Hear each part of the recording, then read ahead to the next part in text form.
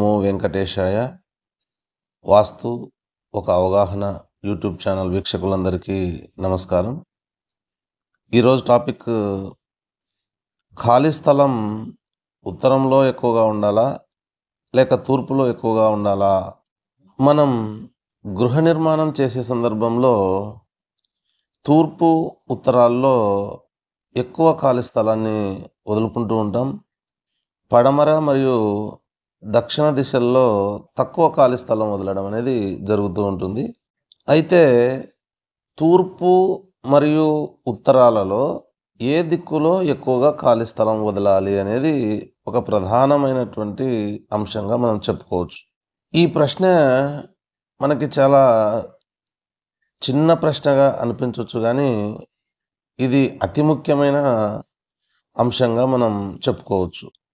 మనం ఈ ప్రశ్నను వాస్తు పండితులను అడిగినప్పుడు, ఇదేం ప్రశ్న అండి, ఉత్తరంలో అయినా ఎక్కువగా పెట్టుకోండి, తూర్పులో అయినా ఎక్కువగా పెట్టుకోండి, వాస్తుశాస్త్రంలో ఉండే అంశం ఏంటి అంటే దక్షిణం కంటే ఉత్తరంలో ఎక్కువగా ఉండాలి, పడమరలో కంటే తూర్పులో ఎక్కువగా ఉంటే సరిపోతుంది, తూర్పు మరియు ఉత్తరాలు సమానంగా ఉన్నా పర్వాలేదు, ఏది ఎక్కువగా ఉన్నా ఇబ్బంది ఏం లేదు అని చెప్పి మనకి సమాధానం వస్తుంది. అయితే ఇది ఖచ్చితంగా సరైన సమాధానం కాదనే చెప్పుకోవచ్చు మనం. ఎందుకంటే వాస్తుశాస్త్రంలో ఈ ఖాళీ ప్రదేశాలకు అత్యంత ప్రాధాన్యత ఉంది. ఈ ప్రశ్నకు సమాధానంగా ఎవరైనా తూర్పు అని కానీ ఉత్తరం అని కానీ చెప్పినట్లయితే ఇది ఖచ్చితంగా తప్పుడు సమాధానమే అవుతుంది. మరి దీనికి సరైన సమాధానం ఏంటి అనే అంశాన్ని మనం తెలుసుకోవాలంటే కొన్ని ప్రాథమిక విషయాలను మనం గమనించవలసి ఉంటుంది. ఈ ప్రశ్నకు సరైన సమాధానం చెప్పాలంటే ఆ స్థలాన్ని మనం పరిశీలించి మాత్రమే చెప్పగలం. మనం వాస్తుశాస్త్రాన్ని బాగా అధ్యయనం చేసినట్లయితే అతి ఎక్కువ ఖాళీ స్థలం ఈశాన్యంలో వదలాలి అనే విషయం మనకు అర్థమవుతుంది. ఆ తర్వాత తూర్పు ఉత్తరాలలో అధిక ఖాళీ స్థలం ఉండాలి. ఆ తర్వాత ఆగ్నేయ వాయువ్య దిశల్లోనూ, ఆ తర్వాత దక్షిణం పడమర దిక్కుల్లోనూ ఉండాలి. చివరిగా అతి తక్కువ స్థలం నైరుతి దిక్కులో ఉండాలి. అందుకే మనం ఎక్కడ చూసినా నైరుతి గృహాన్ని నిర్మిస్తారు. ఇప్పుడు ఈ అంశాన్ని కొన్ని చిత్రాల ద్వారా మరింత అవగాహన చేసుకోవడానికి ప్రయత్నం చేద్దాం. మనం ఏ స్థలాన్ని తీసుకున్నా అది చతురస్రంగా కానీ లేదా దీర్ఘ చతురస్రంగా కానీ మాత్రమే ఉండాలి. అంటే స్క్వేర్ లేదా రెక్టాంగిల్ ఆకారంలో మాత్రమే ఉండాలి. ఆ తర్వాత స్థలం యొక్క దిశను బట్టి మనము 3 అంశాలుగా విభజించవచ్చు. అవి 1 శుద్ధ ప్రాచి, 2 ఈశా ప్రాచి లేదా ఈశాన్య ప్రాచి, 3 ఆగ్నేయ ప్రాచి. అంటే మనం ఏ స్థలాన్ని పరిశీలించినా అది శుద్ధ ప్రాచిలో అయినా ఉండాలి, లేదా ఈశాన్య ప్రాచిలో అయినా ఉండాలి, లేదా ఆగ్నేయ ప్రాచిలో అయినా ఉంటుంది. ఇప్పుడు ఈ విషయాలను పరిశీలిద్దాం. 1 శుద్ధ ప్రాచి. శుద్ధ ప్రాచి అంటే మన స్థలం దిక్కులకు కరెక్ట్గా సరిపెట్టబడి ఉండడం. అంటే తూర్పును పరిశీలించినట్లయితే కరెక్ట్గా 90 డిగ్రీస్లోను, ఉత్తరాన్ని పరిశీలిస్తే 0 డిగ్రీలోను, దక్షిణం 180 డిగ్రీస్లోను, పడమర 270 డిగ్రీస్లో ఉంటాయి.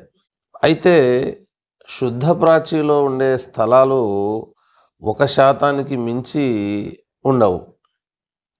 అంటే మనం ఒక 100 ఇళ్లను కానీ స్థలాలను కానీ పరిశీలించినట్లయితే కేవలం 1% మాత్రమే శుద్ధ ప్రాచిలో ఉండే అవకాశం ఉంది.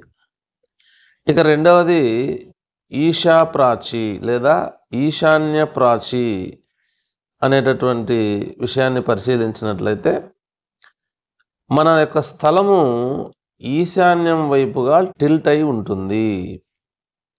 అంటే మన స్థలాన్ని పరిశీలించినప్పుడు మనము ఎక్కడైతే ఆగ్నేయం ఉంది అని అనుకుంటూ ఉంటామో అటువైపుగా తూర్పు ఉంటుంది. మనం ఎటువైపు అయితే తూర్పు ఉంది అని అనుకుంటున్నామో అటువైపు ఈశాన్యం ఉండేదానికి అవకాశం ఉంటుంది.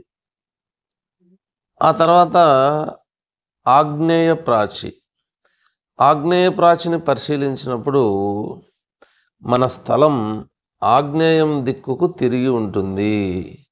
మనం ఎక్కడైతే ఈశాన్యం ఉంది అని అనుకుంటూ ఉన్నామో అక్కడ తూర్పు దిక్కు ఉంటుంది.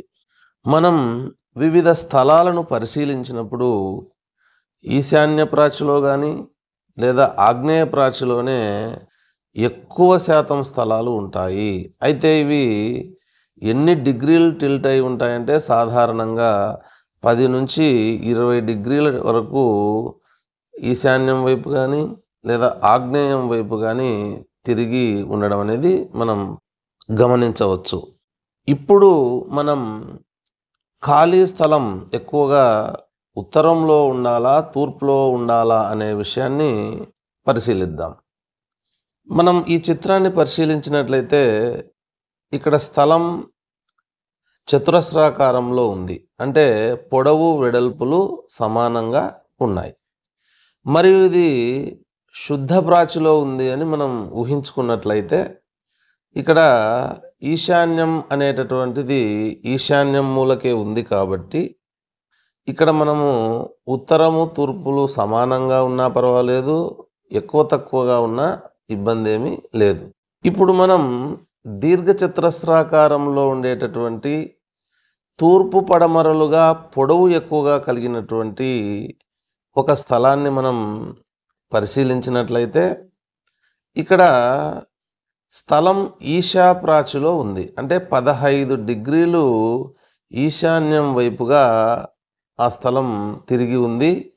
ఈశాన్యం తూర్పు వైపుగా విస్తరించి ఉంది, ఎక్కువ స్థలాన్ని ఆక్రమించి ఉంది. కాబట్టి ఖచ్చితంగా ఇలాంటి స్థలాల్లో మనం తూర్పు వైపున ఉత్తరం కంటే కూడా ఎక్కువ ఖాళీ స్థలాన్ని వదలాలి.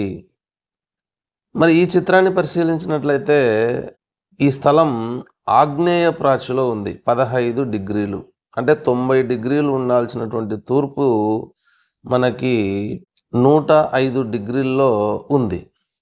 మరి ఇలాంటి సందర్భంలో మనం చిత్రాన్ని పరిశీలించినప్పుడు ఈశాన్యం అనేది ఉత్తరం వైపుగా విస్తరించి ఉంది. కాబట్టి మనం ఖచ్చితంగా ఇలాంటి స్థలాల్లో ఉత్తరంలో తూర్పు కంటే కూడా ఎక్కువ ఖాళీ స్థలాన్ని వదలాలి. ఇక్కడ మనం అలా చేయకపోతే ఏమవుతుందంటే ఆగ్నేయం అనేది ఎక్కువగా విస్తరించి ఉండడం వల్ల అనేక నష్టాలు, కష్టాలు ఏర్పడే అవకాశం ఉంటుంది.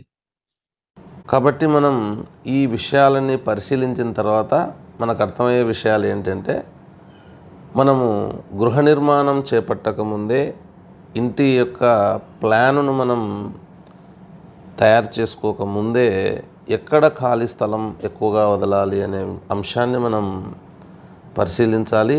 మరి పరిశీలించాలి అని అంటే ముందుగా మనకి స్థలం యొక్క వైశాల్యం, పొడవు వెడల్పులు ఏ విధంగా ఉన్నాయి, అలాగే ఎన్ని డిగ్రీలు టిల్ట్ అయి ఉంది ఆ స్థలం, ఎటువైపు టిల్ట్ అయి ఉంది, ఇలాంటి అంశాలన్నీ పరిశీలించి మాత్రమే ఖాళీ స్థలం ఎక్కువగా ఎటువైపు ఉండాలి, ఉత్తరమా తూర్పా, మరి ఖాళీ స్థలం అతి తక్కువగా ఎటువైపు ఉండాలి అంటే నైరుతి వైపు, మరి మన స్థలానికి దిక్సూచి ఆధారంగా ఇవన్నీ నిర్ధారించుకున్న తర్వాతే మనం ఈ విషయాలన్నీ కూడా అవగాహనకు రావడం జరుగుతుంది.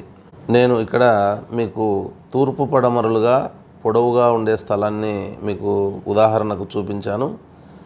మీ స్థలం ఉత్తర దక్షిణాలుగా పొడవుగా ఉన్నట్లయితే దాన్ని దిక్సూచి ఆధారంగా మనం గీసుకొని ఎక్కడ ఈశాన్యం అనేది ఉంటుందో అక్కడ మనం అటువైపుగా ఎక్కువ ఖాళీ స్థలాన్ని వదులుకోవాలి. ఆ తర్వాత ఎటువైపు అయితే నైరుతి ఉంటుందో అటువైపు తక్కువ ఖాళీ స్థలం వచ్చే విధంగా మనం జాగ్రత్త తీసుకుంటే మనకు శుభాలు జరుగుతాయి.